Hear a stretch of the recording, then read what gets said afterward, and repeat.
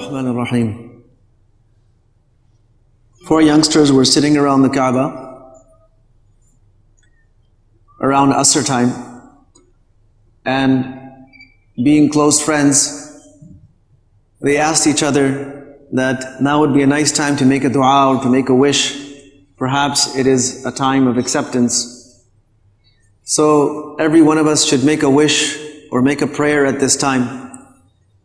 So one of them, whose name was Abdullah ibn Zubayr, a young Sahabi of Rasulullah sallallahu alaihi wasallam, he said that I wish that one day Allah subhanahu wa ta'ala would give me the khilafah and make me the Khalifa of the Muslims and give me rulership over the area of Hijaz.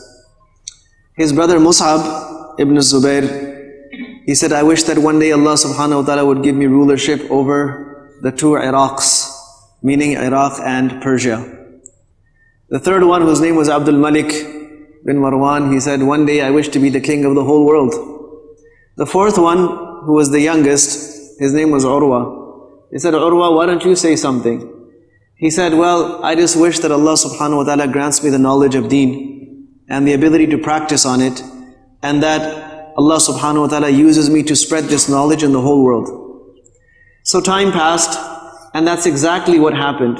Whatever those boys wished for at that time is what came true. Abdullah ibn Zubayr did end up becoming the Khalifa and the ruler of Hijaz and other areas, and he was actually killed not too far from where he made that wish, just probably a few feet away, right there in the mataf of Al-Masjid Al-Haram. Mus'ab ibn Umair, his brother, was appointed by him, by Abdullah, as the governor of Iraq and Persia, and he also died defending his rulership. And Abdul Malik ibn Marwan one day became the Khalifa of the Muslims. He became the king of the world. He had one of the vastest empires in the whole world, in the history of the world. And whatever Urwah asked for, Urwah ibn Zubayr, he got what he asked for. Now Urwah ibn Zubayr, Mus'ab ibn Zubayr, and Abdullah ibn Zubayr are all the sons of Zubayr ibn al-Awwam radiyallahu anhu. And Zubayr ibn al-Awwam is the husband of Asma radiyallahu anha, who is the daughter of Abu Bakr radiyallahu anhu. So these are all the grandsons of Abu Bakr radiyallahu anhu. Urwah is not a Sahabi, he is a Tabi'i. So he never got to meet the Prophet sallallahu alaihi wasallam. But his wish was fulfilled.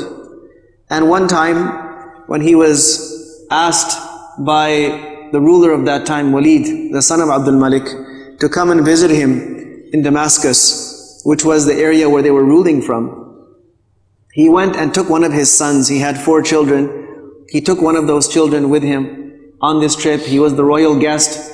And during that trip, he was visiting the king's stables and looking at all the fine horses that the king had. And during this little visit to the stables, one of the horses sort of panicked and kicked out, and it struck his son in the head with its hoof and killed him on the spot.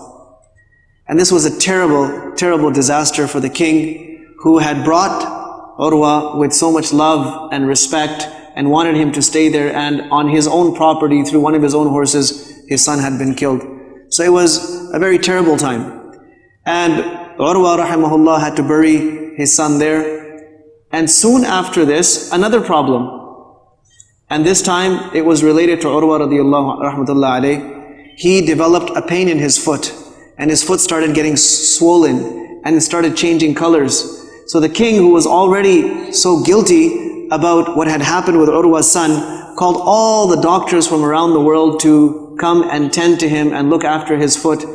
In the end, they all agreed that this is gangrene, and this is beginning to spread in the foot, and the only solution for this is we're going to have to amputate him. We're going to have to cut that foot off, otherwise this is going to spread through his whole leg, eventually through his whole body.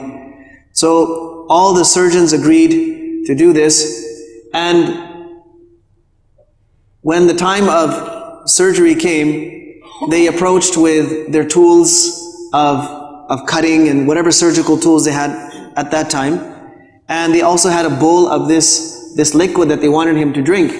So he said, what's this? They said, well, this will dull the pain, this will knock you out for some time. He said, what? You want me to take an intoxicant? I've never taken intoxicant in my life and I'm not about to take one now. They said, but we have to cut your foot. This is not a joke. He said, it's okay, you do what you have to do and I'm going to do what I have to do. So then they brought a whole bunch of men who surrounded him. So he said, what are all these people here for? He said, well, when we cut your foot, believe us, it is going to hurt, it's going to be unbearable. All these men are here to hold you down. So he said, I don't need them either. You start the surgery. They said, this is not possible. He said, watch and see what happens. So he started doing the dhikr of Allah subhanahu wa ta'ala. The same dhikr that very few of you do after salat. Very, very few of you. And the majority of you just sit there looking around. That same dhikr, subhanallah, alhamdulillah, la ilaha illallah, Allahu Akbar, la hawla wa la quwwata illa billahi al-ali al-azim. The same dhikr, but he did it with such intensity and such attention and such focus and devotion that they started the surgery, they severed the foot and he stayed there focused on his dhikr. Imagine how much nearness they had and how much awareness they had of Allah subhanahu wa ta'ala. When the surgery finished, when they had finished severing the foot, at that time, to seal the wound, they would take that limb that was cut and put it into burning hot oil. And that's how they would stop it. They would burn that skin and that's what would stop the blood. Otherwise, there was no way of stopping the blood. When they took the stump of his leg and put it into this boiling hot oil, then the intensity of that, it knocked him out. He fainted and he remained unconscious for the whole day.